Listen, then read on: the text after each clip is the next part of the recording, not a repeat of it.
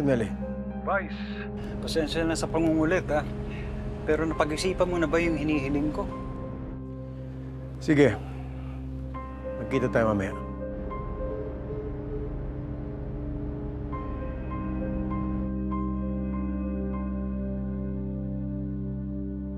Tingnan nyo naman, 30 million. Hindi Aling ba dapat Tinding! pinapa-audit Aling ito? Tinding! Aling Tinding, tingnan niyo ho itong balita. Ano to? Bis, Tado, katotong abit po mga kaibigan, nagbabagang balita.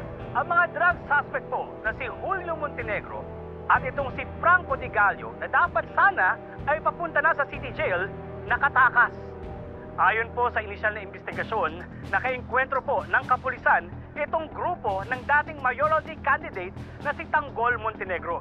Si Tanggol Montenegro po, siya po ay apo nitong Julio Montenegro. At hinahanap pa po ang grupong ito ng otoridad. Kaya subaybayan niyo mga kaibigan ang aking mga nagbabagang malita. Dito lang po yan sa Bis Tado. Ba talaga to si Tanggol? Tinayaan niya yung buhay niya, tsaka kalayaan niya. Mailigtas na yung lolo, grabe talaga. Hindi talaga pababayaan ni Tanggol ang mga mahal niya sa buhay. Aling Tinding, ano ho kayang magiging epekto nito sa pinaglalaban natin? Kung pag-iinitan siya ng batas, mas lalo siyang mahihirapang kumilos. Kaya kailangan niya ang tulong natin. Oo.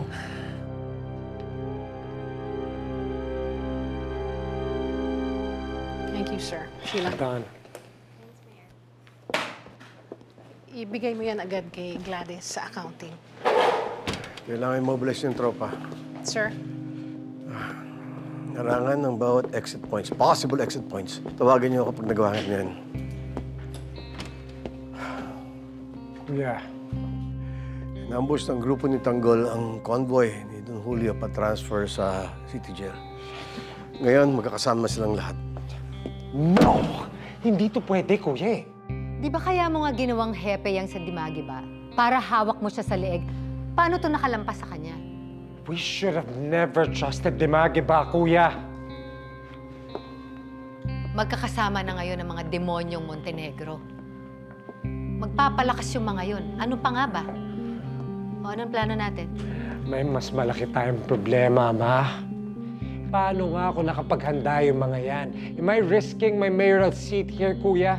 And let's not forget, may protesta pa laban sa pagkapanalo ko bilang mayor, ma. What are we gonna do about that? Hindi mo dapat pinag-iisipan pa yan. Dahil wala silang magagawa. Nasa posisyon na tayo, nasa atin na kapangyarihan. Kahit ano pang paghahandang gawin nila, kayang-kaya nating tapatan yan. At hindi ako papayag na gibain nila ang reputasyon nating mga gerero.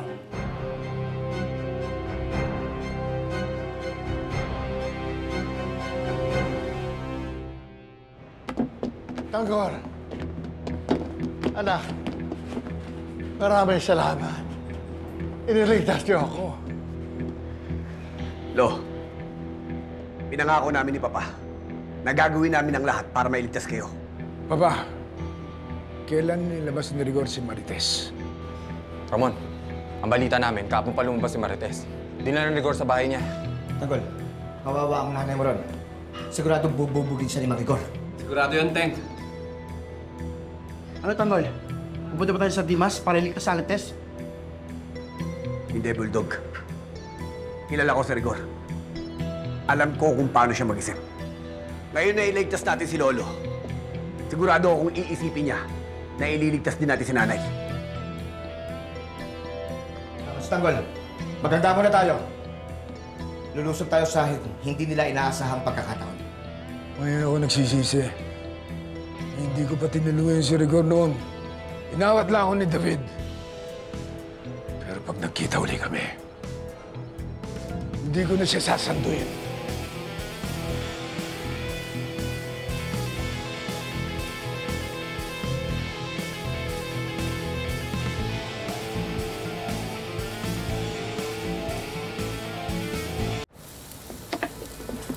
Hindi pa ba luto yan?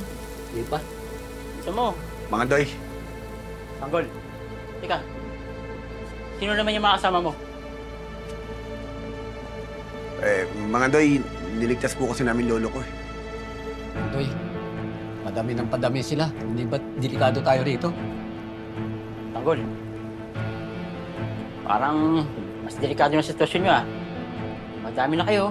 Baka madali kayong masundan ng mga pulis. Mga Andoy, pasensya na po talaga. Wala na ako kaming bang mapupuntahan eh. Kaya dito ko din nila ng lolo ko. Wala naman na ako magagawa eh. Nandiyan na yan eh. Andoy, baka masabi tayo dito kay Ebisor. Baka pati ako tanggalin sa trabaho. Yan, ako bahala. Sige na, Tanggol. Umupo na kayo. Wala namin kayo mainom.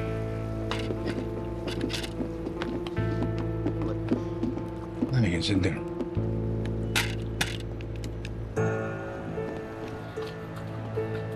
Ano? Ano? Kiyandado ng mga Rigor yung bahay nila. Kawawa naman si Aling Tess. Ano? Kinulong na naman niya asawa niya? Tulungan kaya natin si Aling Tess? Palabasin natin siya. Pag ginawa mo yan, patay ka kay Mang Rigor. Anong gusto mong gawin natin? Hayaan natin si Aling Tess? Kung kaya niyong magtiis, ako hindi. Anong plano mo? Ewan, basta palabasin natin siya. Teka. Kukuha ko ng martilyo. Tara! Aling Tess! Aling Tess! Aling Tess! Kire! Anong ginagawa niyo? Labasin natin kayo dyan! Buksan mo na! Kire, si Rigor! Baka nagkatagulan si Rigor! Baka madamay kayo! Wala na po sa Aling Tess! Sumama na po kayo sa amin! Mas ligtas mo kayo sa kahit anong lugar kaysa dito! Ayoko madamay kayo! Tama na! Huwag na! Aling Tess! Maawa naman kayo sa sarili niyo! Kinulong kayo dito na parang hayop! Sumama na kayo sa amin! Tsaka na lang nanisip si Mang Rigor! Magsalita ka na! Huwag ka na magmatigas! Tell us where you sell the drugs! Puso mo! Pinagsasabi na ito! Ano nangyari dito? Sir, puso mo! yung isa ayaw umamin eh. Kahit ito ayaw umamin, sir, pinahihirapan kami. Puso mo! Ayaw mo magsalita? Siyang muna! Puso mo! Ano sinasabi mo? Tagalog! Tagalog? Dapat mga tao matulad mo, hindi na binubuhay dito sa mundo! Dapat doon pa lang, pinatayan ka! Sir, tama na, sir! Patay mo, sir! Sisirain mo yung bayan ko, tapos kayo magtatanga-tanga na ako!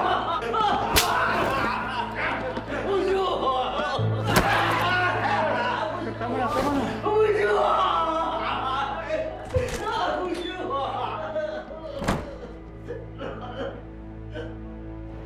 May posisyon na si Rigor ngayon. Siya na ang hepe ng presinto sa Quiapo. Hawak siya ni Vice Mayor. Siya ang tuta nito. Kaya nasisiguro ko, magiging sunod-sunuran siya sa mga utos sa Roberto. Kung hawak na ngayon ni Rigor ang buong Quiapo, sigurado akong gagamitin niya ang puwersa ng buong kapulisan para mahuli tayo. Kaya kinakailangan natin magdoble ingat. Kung hawak na siya ni Roberto, sigurado si Rigor na ang magiging protektor ng lahat ng iligal na negosyo ng mga gerero. Tingnan mo. Mas nakakatakot na pa na si Mang Rigor ngayon. Pag nagkita kami dalawa, sisiguraduhin ko na isa na lang ang matitira sa amin sa mundo. Kaya nga, kailangan maging maingat kayo sa inyo magiging kilos mula ngayon. Baka gamitin niya si Marites para sa kanyang patibong. Ramon, Papa, alam ko, gustong-gusto mong mailigtas si Marites. Pero dapat mong pag-isipan, dapat mga kilos niyo. Mahirap ang sitwasyon natin ngayon. Wala tayo sa kapangyarihan.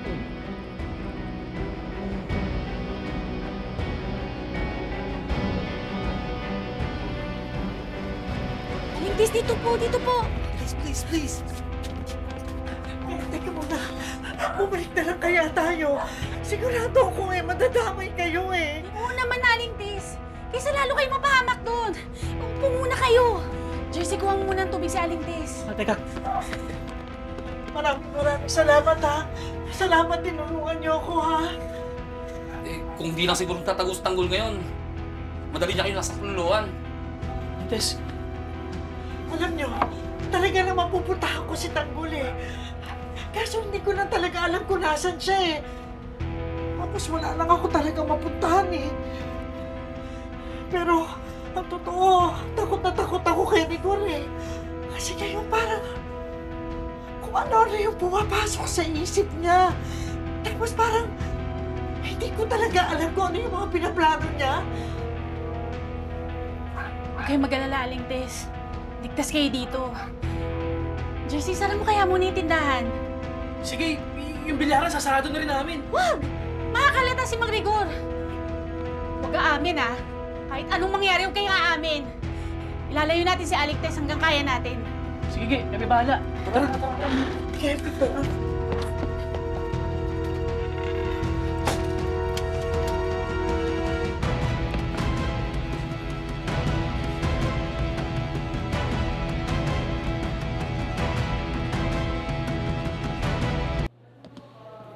Sir, may abogadong gustong kumausap sa inyo. Sige, papasukin mo. Pasok na kayo. Captain Dimagi ba? Upo ka. Iwan muna kami. Mendoza. I'm Attorney Guzman. Abogado ako ng kaibigan ng mga incheck na nahuli niyo. Anong kailangan mo? Sige, I'll go straight to the point. Baka pwede natin pag-usapan yung pagkakahuli ng mga Chinese. At syempre, yung paglaya nila. Walang galang na sa'yo, attorney. Hindi mo ba alam kung gaano kalaking drogang nahuli sa kanila? Kaya nararapat lang na makulong dito yung mga dayuhan na yan habang buhay. Baka magbago isip mo.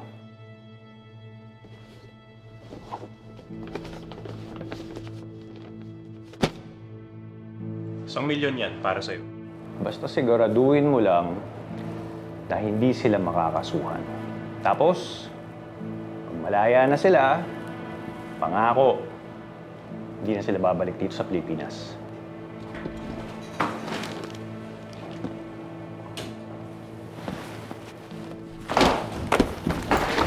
Abogado ka, di ba? Hayop ka! Hindi mo alam bribery ang ginagawa mo! Hindi mo ako mabibili. Hindi mo mabibili yung pagkapulis ko. Sa madumin yung pera. Sabihin mo sa amo mo, mabubulok ang mga kaibigan niya. Umalis ka na! Bago pa kita isama sa mga kaibigan ng amo mo.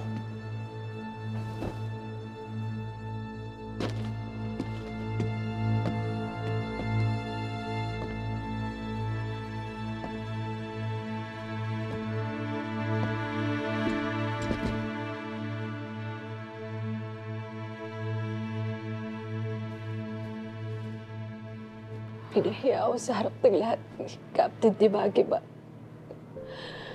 Nilaglag ako ni Hector. Hindi daw ako karapat-dapat tawaging pulis. Pinaghirapan ko to, Johnny.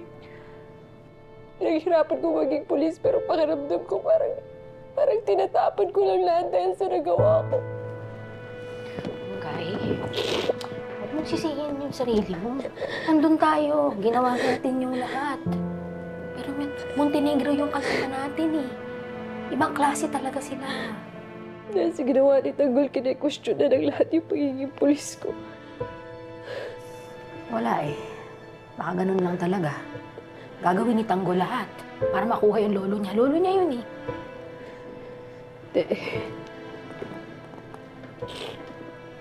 Kahit nawala na kay Tanggol lahat, parang nasisira niya pa rin yung buhay ng ibang tao. Pero hindi habang buhay yun, Shona. Bilang na ang mga maliligayang araw ng mga Montenegro. Onggay, anong ibig mo sabihin?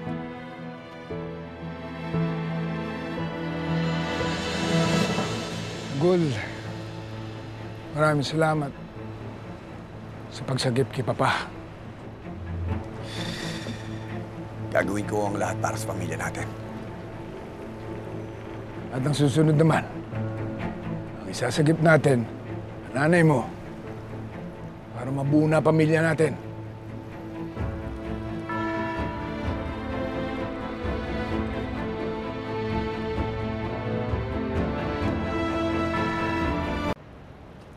Ba? Tanggol. Akala ko, mamamatay na ako sa kulungan. Pero hiniling ko sa Diyos na sana makita ko kayong dalawang muli. Salamat naman. At binigyan pa ako ng isa pang pagkakataon. Aba, hindi kami papayag ng Tanggol.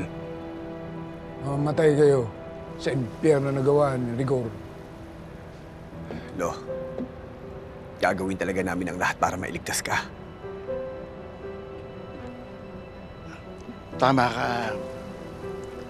Magmula noon pa, una pa lang, pamilya na ang naging sentro ng ating tahanan. Kaya nga, kumaya ako na mahanap po si Tanggol. Dahil si Tanggol ang magpapatuloy ng ating pamilya.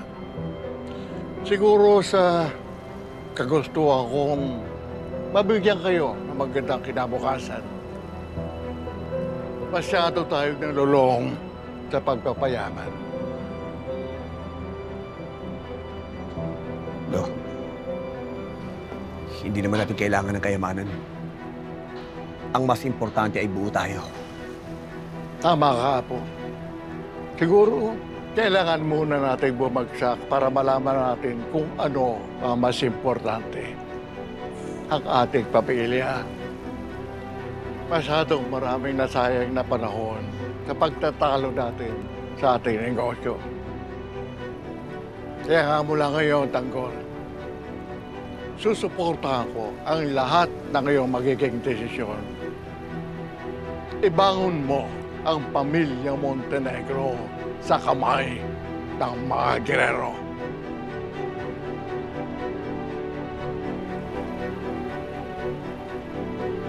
Huwag kayo mag-alala, Lo. Babangon muli tayo. At sisingilin natin ang mga Guerrero. Baba, nung dinukot ako ng mga Red Phoenix, sa bingit ang kamatayan ng buhay ko, nagkaroon ako ng realization. Nakapag-isip-isip din ako na parang mali yata ang tinatahak natin ng buhay. Aanihin pa natin ang pera. Ang kayamanan. Hindi naman tayo magkakasama.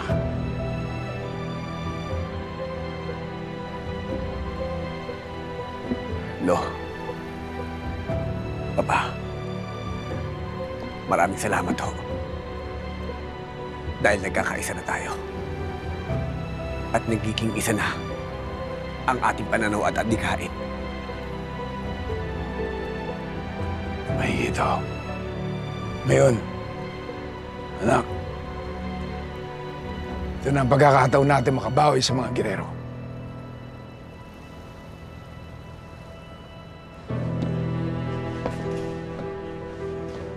Kailangan ko mabawi at itama ang naging pagkakamali ko. Kailangan ko ibuwis ang lahat at gawin ang tama.